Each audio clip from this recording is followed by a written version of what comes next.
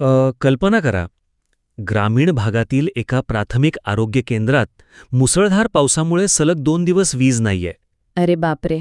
आणि लाखो रुपयांच्या लसींनी भरलेल्या या उपकरणांसमोर एक आरोग्य कर्मचारी अगदी हतबल होऊन उभा आहे.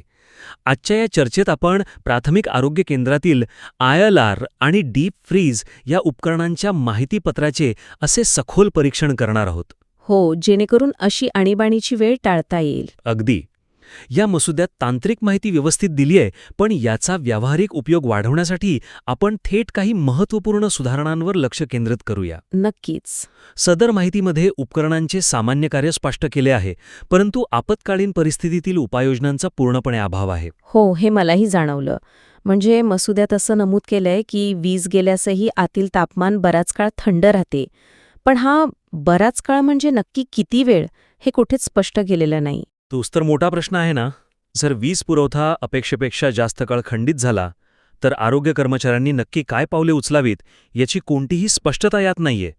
यामुळे ऐन वेळेवर गोंधळ उडून लाखो रुपयांच्या लसी खराब होण्याचा धोका निर्माण होतो. तसं पाहिलं तर तुमचं म्हणणं अगदी योग्य आहे. पण मला इथे एक प्रश्न पडतो. आपण एका माहितीपत्रकामध्ये नेमकी किती माहिती कोंबणार? म्हणजे जर आपण प्रत्येक आपत्कालीन परिस्थितीचा पाढा वाचत बसलो तर हे सुटसुटीत पत्रक न राहता एखादं जाडजूड पुस्तक बनेल. आणि कामाच्या गडबडीत ते कोणी वाचेल का? मूळ उद्देश उपकरणाची माहिती देणं हा आहे. मग आपत्कालीन योजना इथेच देणं इतकं गरजेचं आहे का? तुमचा मुद्दा रास्त आहे, पण हे बघा, आपण इथे कोणत्याही सामान्य उपकरणाबद्दल बोलत नाही आहोत. इथे आपण जीवनरक्षक लसींबद्दल बोलतोय, ज्यांचे तापमान 2 ते 8 अंश सेल्सिअसच्या दरम्यानच राहावे लागते. हो, ते तर आहेच. मग जेव्हा मसुद्यात बराच काळ असा मोघम शब्द वापरला जातो, तेव्हा आपण एका अज्ञात गृहीतकावर अवलंबून असतो. एखाद्याला वाटेल की 10 तास, तर दुसऱ्याला वाटेल 2 दिवस. अशावेळी स्पष्ट कृती योजना नसेल तर काय होईल? कर्मचारी एकतर घाबरून लसी दुसरीकडे हलवतील. अगदी बरोबर. किंवा ते शेवटच्या क्षणापर्यंत वीज येण्याची वाट पाहत बसतील आणि लसी निकाम्या होतील.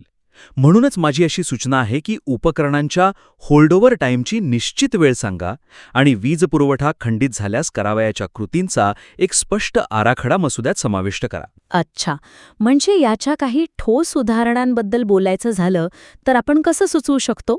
उदाहरणार्थ, ILR मध्ये वीज नसताना तापमान किती तास टिकते, जसं की 48 तास, हे आकड्यांमध्ये नमूद करा.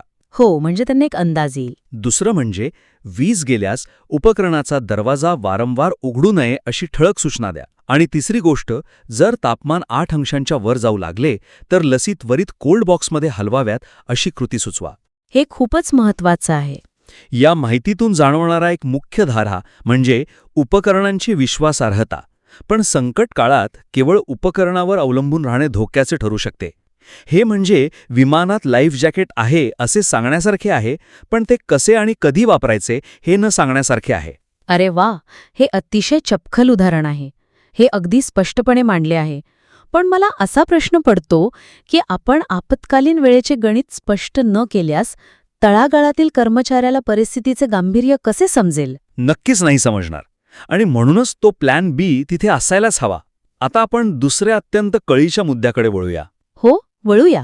लसींच्या साठवणुकीच्या सूचना दिल्या असल्या तरी त्यामागील वैज्ञानिक कारणे आणि तापमानाचा स्तर स्पष्ट न केल्यामुळे त्या अंमलात आणताना चुका होण्याची दाट शक्यता आहे.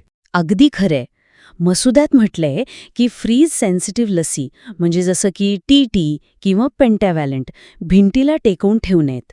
पण मग OPV किंवा BCG कुठे ठेवाव्यात याबद्दल स्पष्ट मार्गदर्शनच नाहीये. हो ना. आणि ILRच्या आत वरच्या आणि खालच्या भागात तापमानात फरक असतो. हा महत्वाचा तांत्रिक मुद्दा पूर्णपणे वगळण्यात आलाय. त्यामुळे आरोग्य कर्मचारी चुकीच्या जागी लसी ठेवू शकतात. यावर माझी अशी सूचना आहे की ILR मधील तापमानाच्या स्तरानुसार लसींची मांडणी कशी असावी याचा एक काय करावे आणि काय करू नये असा तक्ता जोडावा. म्हणजे व्हिज्युअल स्वरूपात, होय ना? हो, दृश्य स्वरूपातील नकाशा, जेणेकरून कोणत्या लसी तळाला आणि कोणत्या वरच्या बाजूला ठेवाव्यात हे स्पष्ट होईल. मला इथं थोडंसं असं वाटतं की आपण आरोग्य कर्मचाऱ्यांना फक्त बास्केट वापरा असं सांगून त्यांच्याकडून खूप जास्त अपेक्षा करत आहोत. कसं काय? त्यांना कोणती लस कोणत्या प्रकारची आहे हे आधीच माहीत असेलच असे आपण गृहीत धरत नाही आहोत का? त्यांना कामाचा आधीच एवढा ताण असतो. हा अत्यंत महत्वाचा मुद्दा आहे. याच अनुषंगाने विचार केल्यास जर आपण फक्त काय करू नये याऐवजी काय आणि कुठे ठेवावे याचा एक सोपा नकाशा दिला तर हा मसुदा अधिक प्रभावी ठरेल, नाही का? हो, हे मला पटतंय. म्हणजे त्यांना डोकं चालवत बसावं लागणार नाही. अगदी. उदाहरणार्थ हे स्पष्ट करावं की ILRच्या तळाशी तापमान सर्वात कमी असते. त्यामुळे तिथे OPV, BCG आणि गोवर रुबेला यांसारख्या उष्णता संवेदनशील लसी ठेवाव्यात. अच्छा, म्हणजे त्या खाली सुरक्षित राहतील. हो, आणि वरच्या बाजूला जिथे तापमान थोडे जास्त असते तिथे DPT, TT आणि हेपाटायटिस B यांसारख्या फ्रीज सेन्सिटिव्ह लसी बास्केटमध्ये ठेवाव्यात. आणि तो जो मसुद्यातला नियम आहे ना, भिंतीला टेकवू नये, त्याचं कारणही द्यायला हवं. हो, कारण भिंतीमध्ये आईस पॅकचे अस्तर असते, ज्यामुळे लस गोठून निकामी होऊ शकते हे सांगावं. जेव्हा लस गोठते तेव्हा त्यातले जे ॲडज्युव्हेंट्स असतात ना, ते तुटतात हो आणि ती लस कायमची खराब होते. हो, आणि मग ती बालकाला देणं म्हणजे नुसतं पाणी टोचण्यासारखं आहे. बापरे, हे खूपच गंभीर आहे. म्हणूनच वैज्ञानिक कारणं देणं गरजेचं आहे. आधीच्या मुद्द्यावरून पुढे जाताना जर आपण उपकरणाच्या आतील रचनेबद्दल बोलत असू तर त्या उपकरणाची काळजी घेण्याची पद्धतही तितकीच सुटसुटीत असायला हवी. अगदी योग्य बोललात. आणि इथेच आपला तिसरा मुद्दा येतो. हो, देखभाल आणि नियंत्रणाच्या सूचना एकाच परिच्छेदात दिल्याने दैनंदिन आणि प्रासंगिक कामांची गल्लत झाली आहे, ज्यामुळे कामाच्या प्राधान्यक्रमावर परिणाम होऊ शकतो. म्हणजे सध्याच्या मसुदात हे सगळं एकत्रच दिलंय का? हो, सध्याच्या मसुद्यात तापमानाची नोंद घेणे, जे रोजचे काम आहे, आणि 6 मिलीमीटरपेक्षा जास्त बर्फ जमा झाल्यावर डिफ्रॉस्ट करणे, जे 1-2 महिन्यातून एकदा करावं लागणारं काम आहे. अरे छा, यामुळे कामाचे स्वरूप एखाद्या ॲक्शनेबल चेकलिस्टसारखे वाटत नाहीये. म्हणूनच माझी सूचना आहे की देखभाल आणि नियंत्रणाच्या सूचनांची वारंवारितेनुसार विभागणी करा, जेणेकरून वाचकाला त्याच्या कामाचं स्वरूप लगेच लक्षात येईल. नक्कीच.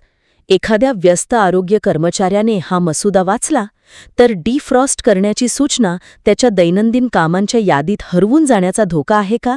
आपण याला एका चेकलिस्टचं स्वरूप दिले तर? अगदी तेच. आपण याची 3 भागात विभागणी करू शकतो. कोणते 3 भाग? पहिलं म्हणजे दैनंदिन कामे. यात दिवसातून 2दा थर्मामीटरने तापमानाची नोंद घेणे हे येऊ शकतं. हो, हे रोजचंच काम आहे. दुसरं म्हणजे नियमित सवयी, जसं की नेहमी बास्केटचा वापर करणे. अच्छा, आणि तिसरा भाग? तिसरा भाग म्हणजे आवश्यकतेनुसार कामे. यात उपकरणावर 6 मिलीमीटरपेक्षा जास्त बर्फ जमा झाल्यावर डिफ्रॉस्ट करणे ही सूचना देता येईल. हे खूपच छान सुटसुटीत झालं. आणि मगाशी आपण जसं वैज्ञानिक कारण देण्याबद्दल बोललो तसं इथेही आपण सांगू शकतो की 6 मिलीमीटरपेक्षा जास्त बर्फ का नसावा? हो, कारण सर्वसामान्यांना वाटतं की जास्त बर्फ म्हणजे जास्त थंडी, पण प्रत्यक्षात तो बर्फ इन्सुलेटर म्हणून काम करतो. बरोबर. म्हणजे जणू काही आपण थंडीत स्वेटर घालतो ना, तसंच. अगदी तसंच. तो साचलेला बर्फ उपकरणासाठी स्वेटरचं काम करतो आणि थंडी आत पोचू देत नाही. यामुळे कॉम्प्रेशरवर ताण पडतो. हे जर कर्मचाऱ्यांना समजलं तर ते बरोबर वेळेवर डिफ्रॉस्ट करतील. नक्कीच.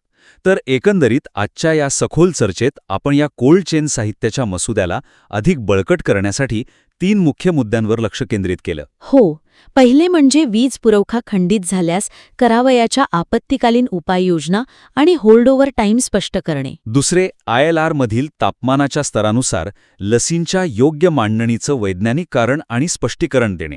आणि तिसरे, उपकरणांच्या देखभालीच्या सूचनांची दैनंदिन आणि प्रासंगिक कामांनुसार सुलभ विभागणी करणे. या ठोस आणि कृतिशील बदलांमुळे हा मसुदा तळागाळातील आरोग्य कर्मचाऱ्यांसाठी एक परिपूर्ण मार्गदर्शक ठरेल. नक्कीच ठरेल. श्रोत्यांना विनंती आहे की त्यांनी या सूचनांचा अवलंब करून सुधारित मसुदा पुन्हा आमच्याकडे अभिप्रायासाठी पाठवावा.